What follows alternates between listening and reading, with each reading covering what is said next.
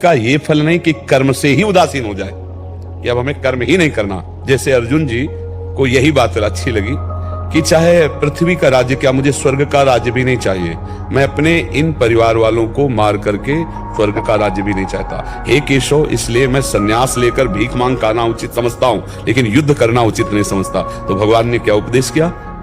अपने कर्तव्य का पालन सन्यास से भी श्रेष्ठ है।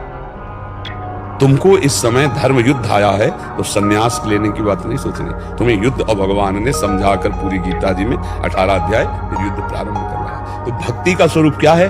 अपने कर्तव्य का पालन करना, परिणाम में समान रहना, चाहे परिणाम अच्छा आवे या बुरा आवे।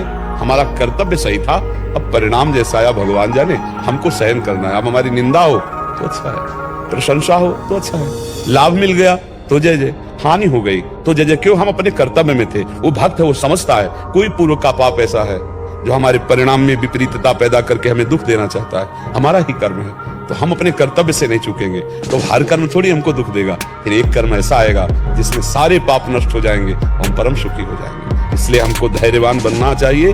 भक्ति के रंग चढ़ते हुए भाव में हमें कर्तव्य नहीं छोड़ देना चाहिए, अपने कर्तव्य को करना चाहिए कि भाई हमारा भजन में मन लगता है, हम तो रसोई नहीं बनाएंगे, अब हम अपने पति से बात नहीं करेंगे, हम ये सब घर गृहस्थी में अच्छा नहीं लगता। आपकी बाधा पड़ जाएगी जीवन में, क्योंकि कर्तव्य त्याग कर दिया तो भक्ति नहीं हो पाएगी आपकी, अब बाधा खड़ी हो जाएगी। कोई हमारे आंतरिक भाव को ना जाने कि इसकी पति में रुचि नहीं, इसके परिवार में रुचि नहीं, भोगों में रुचि नहीं, रुचि ना होते हुए भी रुचि जैसा हमें स्वांग करना है और परिणाम में हमें सम रहना है, परिणाम में सम रहना है। हम कर्तव्य का पालन कर रहे हैं, बिल्कुल रुचि संसार में नहीं, पर संसार की रुचि जैसा प्रदर्शन है और अंदर से भाव। यही तो गोपीजन करती थी, देखो ना, घर में रहती थी, लीपा पोती, घर परिवार की सब सेवा, और रुचि कहाँ है? श्री कृष्ण में।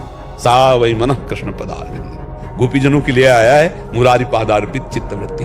हर समय श्री कृष्ण का चिंतन हो रहा है, कहीं धान कूट रहे, कहीं घर लीप रहे, बच्चों को दुलार कर रहे, कहीं पति की सेवा में। कोई नहीं जान पाया कि गोपीजनों की इतनी ऊंची स्थिति है। हमें लगता है भक्ति का यही उत्तम स्वरूप है कि अपने परिवार की सम्यक सेवा करते हुए प्रभु में चित्तवृत्ति रखे और फल में समान भाव रखे। फल में समान भाव, अब आपका कर्तव्य पति सेवा करना, वो आपसे कटु व्यवहार करता है, फल में समान भाव है तो आपका तलाक नहीं होगी, आप जीवन भर चलाती रहें, क्योंकि आप भक्त हैं। आपको पता है मेरे किसी कर्म से ही मेरे को ऐसे स्वभाव वाला पति मिला है, अब मुझे कर्म बिगाड़ना नहीं है, इसी से निर्वाह करके भगवत प्राप्ति करनी। ऐसी पूरी हर जगह वो अपने को संभाल सकता है। भक्ति क्या है? सामर्थ्यशाली भक्ति, परम सामर्थ्यशाली होता है। वो कभी राग द्वेष वाली बातें नहीं होती, वो अपने भाव में मगन रहता हुआ सब कुछ सह लेता है और भगवान को प्राप्त होता है। तो बात समझ में आई?